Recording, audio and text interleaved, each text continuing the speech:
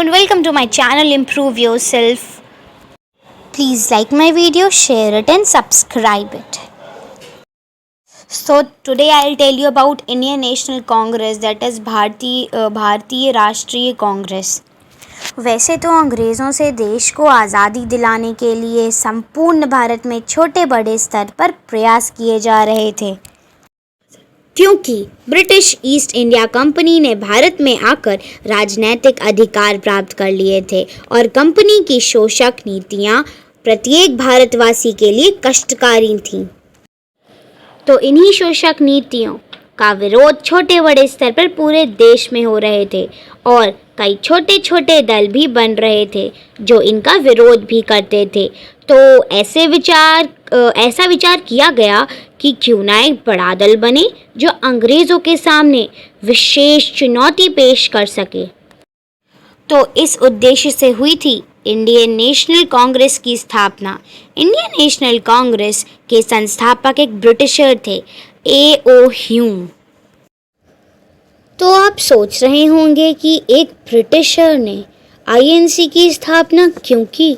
तो क्या sir A.O. Hume British शासन के खिलाफ थे? तो ऐसा बिल्कुल भी नहीं है।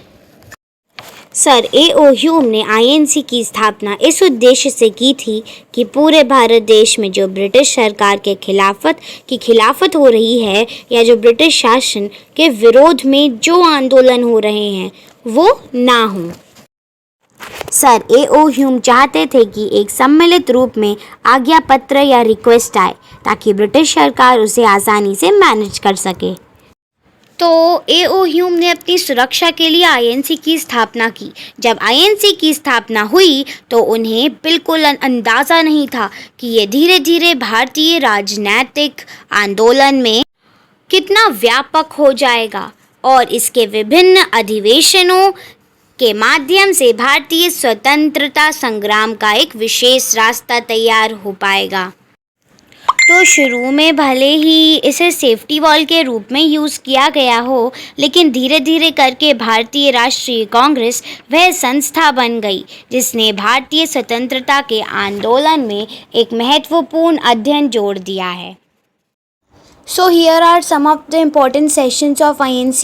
So please I request to stop the video and please read them here. So some of the facts about Indian National Congress are that it is formed on 28 December 1885. First session held at Bombay in Gokul Das Tejpal Sanskrit Pathshala with 72 delegates.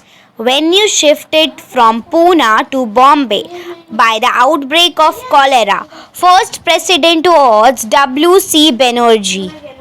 The name Indian National Congress was given by Dada Bhai Naroji, the grand old man of India.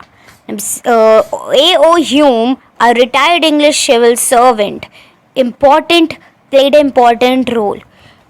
Hume's involvement, safety valve, theory of origins of Congress. So these are some of the points from which you can remind that what we have learned. Thank you all for watching my video till end.